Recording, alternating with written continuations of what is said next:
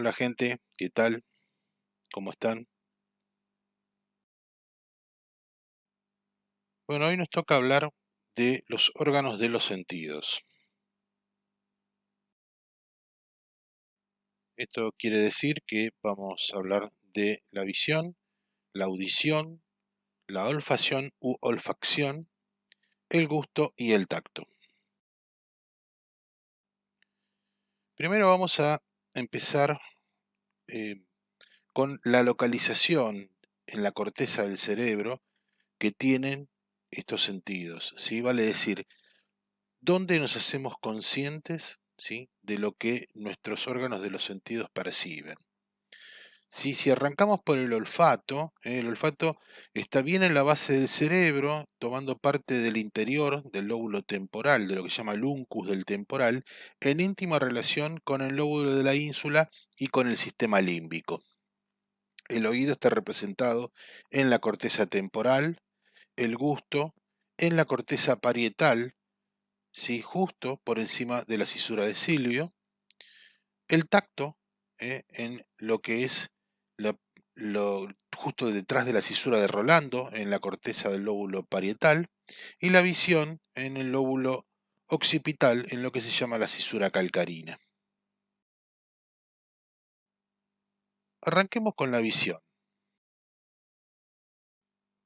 ¿Dónde está contenido el órgano de la visión, es decir, el ojo? Bueno, en la órbita. ¿Sí? La órbita es una oquedad en el cráneo y parte del macizo facial que está constituida por varios huesos.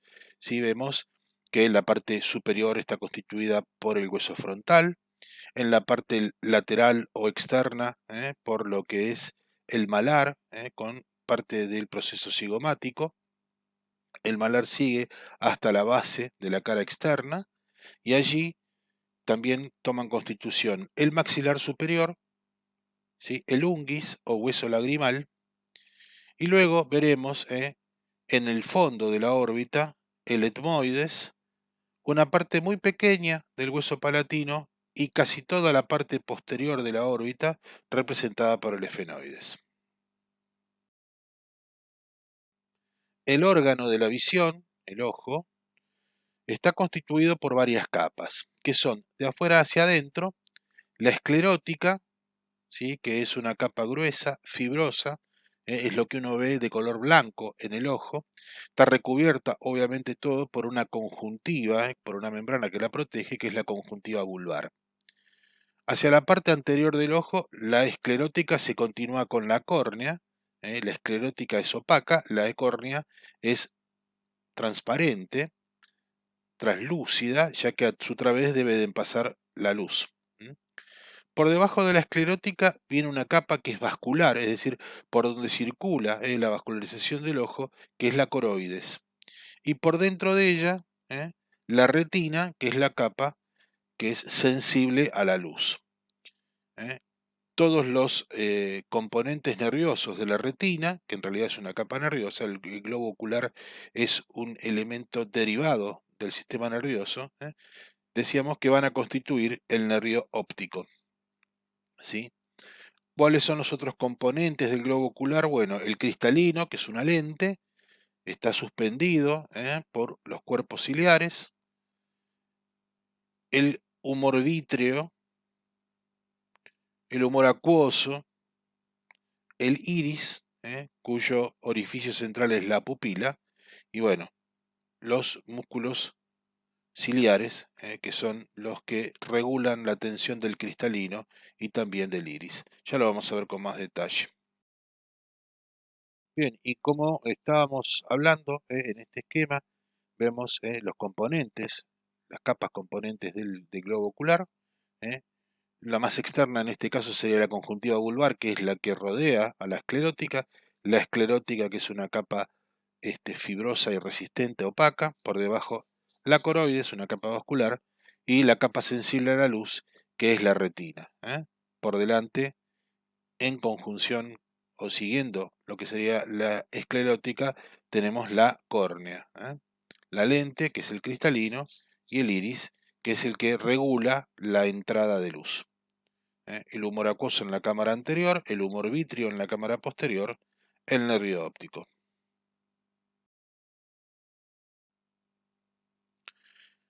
El globo ocular está, el movimiento del globo ocular está regido por músculos, que se denominan músculos extrínsecos del globo ocular, ya que los intrínsecos son los que están dentro del ojo, son los que regulan la entrada de la luz y la acomodación de la lente del cristalino. Pero los que permiten la motilidad ocular son los músculos extrínsecos del ojo, que vamos a ver cómo se llaman. Tenemos 4 músculos rectos: un recto superior, un recto inferior, un recto lateral o externo y un recto medial o interno. Y tenemos 2 oblicuos, el oblicuo superior y el oblicuo inferior. Esos son los 6 músculos que rigen la motilidad del globo ocular.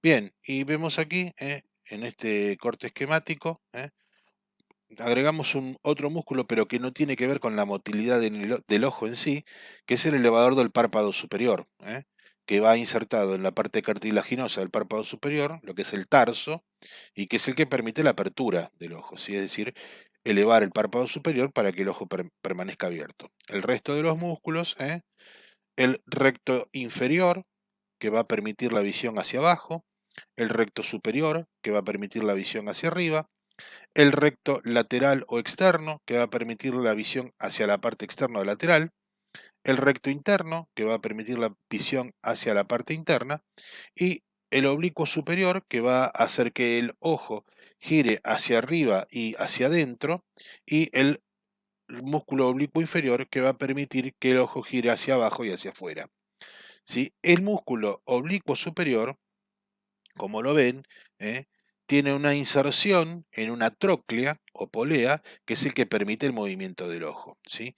Por insertarse en esta tróclea hay un nervio específico, un par craneal, que inerva este músculo, que es el cuarto par, que se llama troclear, porque justamente está en relación con esta tróclea polea. El cuarto par, que también se llama patético, recuerden, es el que inerva a este músculo, al músculo troclear oblicuo superior. El sexto par, el motor ocular externo, inerva al recto externo. El resto, los otros 4 músculos, están inervados por el tercer par, el motor ocular común. Un poquito más de lo mismo. Los músculos, bueno, el elevador del párpado, el recto superior, los rectos lateral o externo, medial o interno, el recto inferior.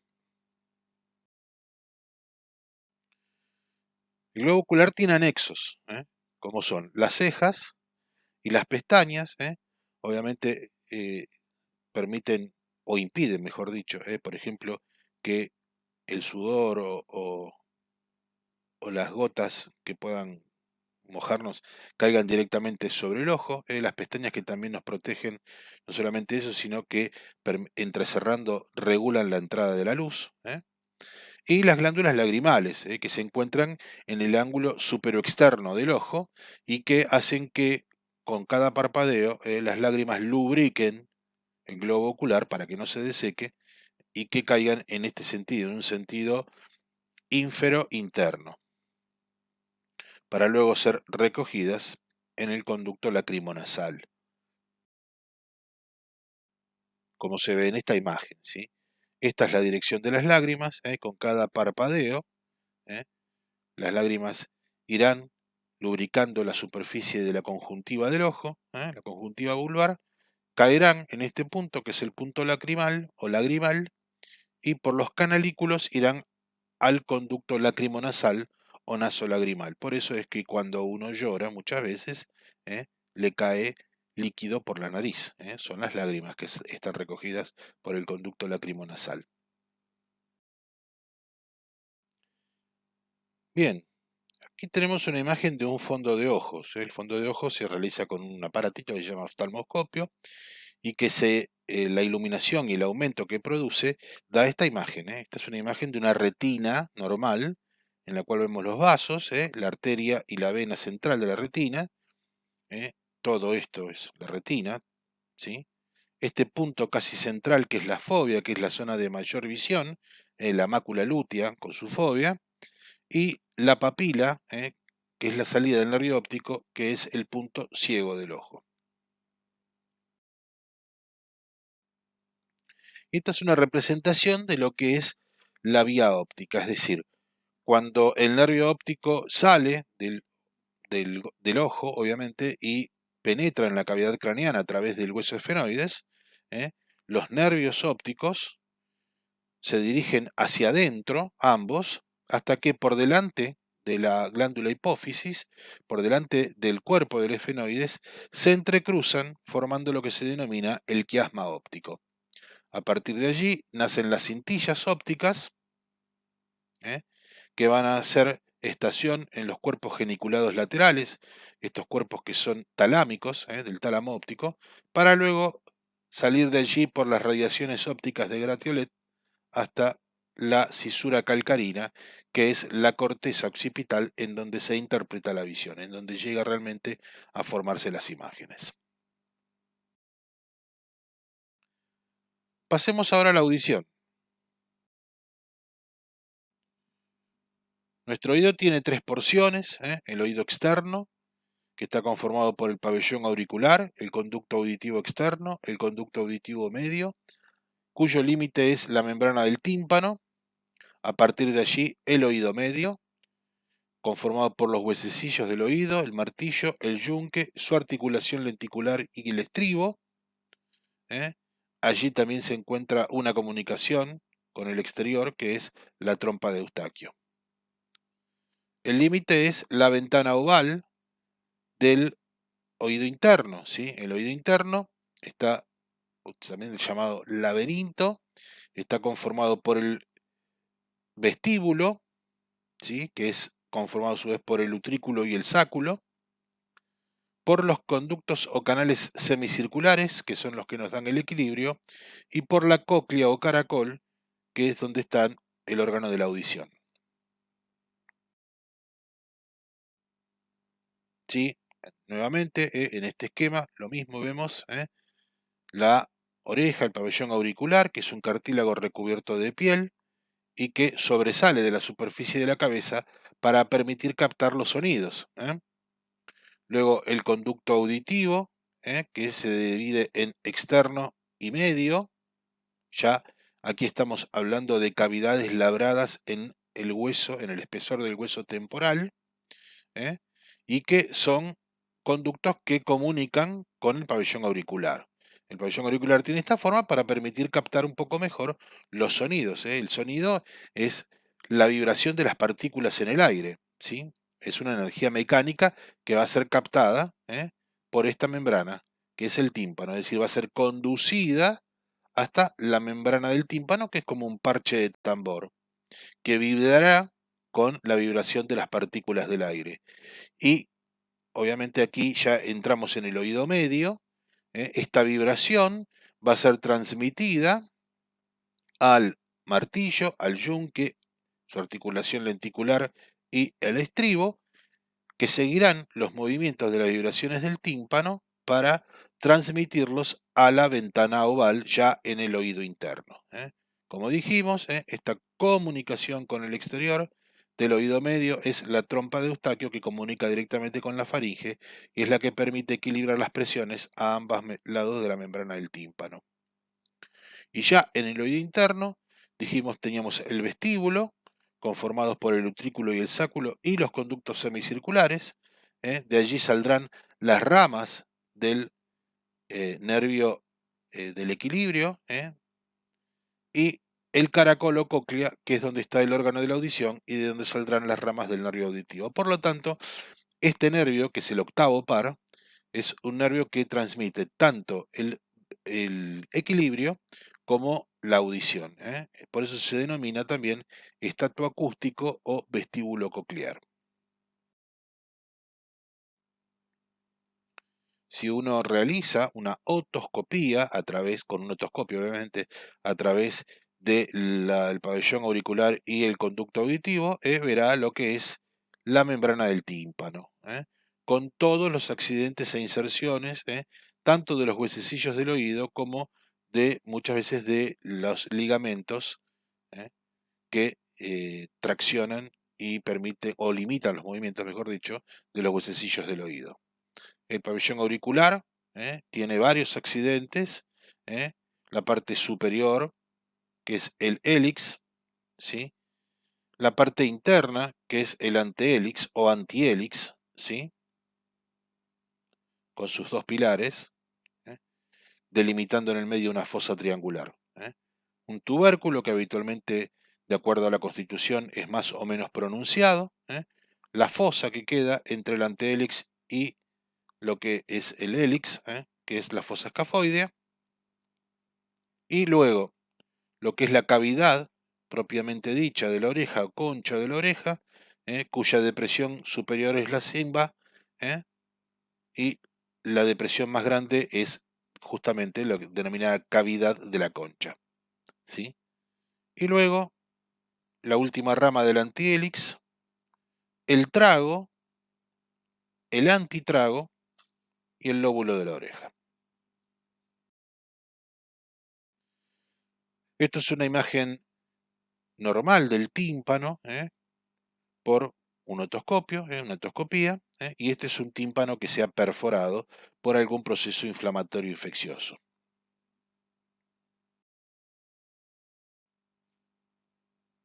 Entonces aquí vemos las divisiones del oído externo, límite membrana del tímpano, oído medio, límite ventana oval, oído interno.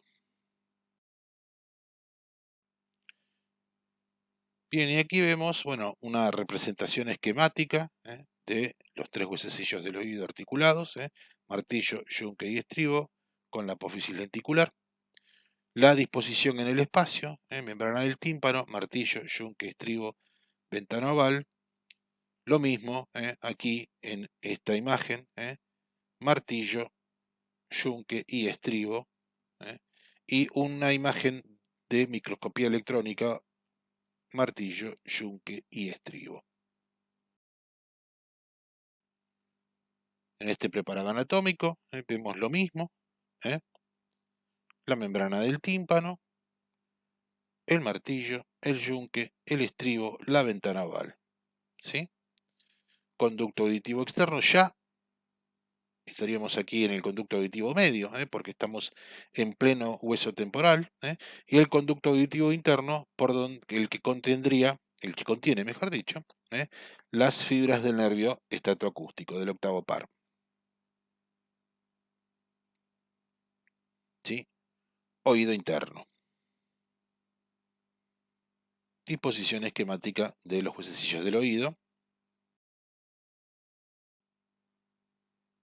Y este sería el tamaño real del yunque y del martillo en el pulpejo de un dedo. Ustedes observen las dimensiones que tienen, ¿no? Muy, muy pequeñitos. Y hablando de la última parte del oído interno,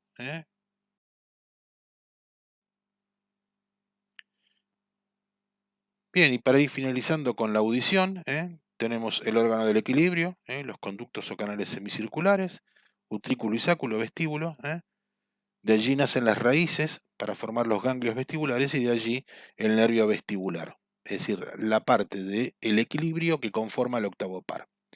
El nervio coclear o auditivo nace de las raíces del órgano auditivo, la cóclea o el caracol.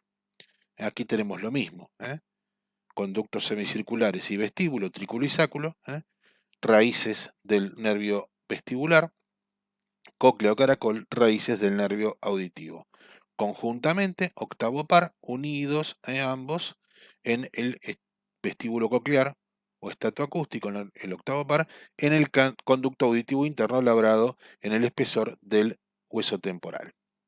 De allí es el origen de la vía auditiva, el octavo par, en el tronco encefálico, asciende, ¿sí?, hacia el mesencéfalo.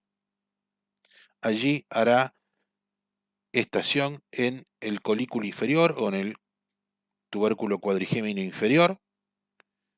Es el que asocia los movimientos de la cabeza a lo que se escucha, es decir, cuando uno escucha algún sonido, inmediatamente dirige la cabeza hacia ese lugar. Eso es lo que estaría representado en este colículo inferior o tubérculo cuadrigémino inferior. De allí asciende al diencéfalo, en la base del encéfalo, para hacer estación en el núcleo geniculado medial, que son núcleos paratalámicos, y de allí a la corteza auditiva primaria ubicada en el lóbulo temporal.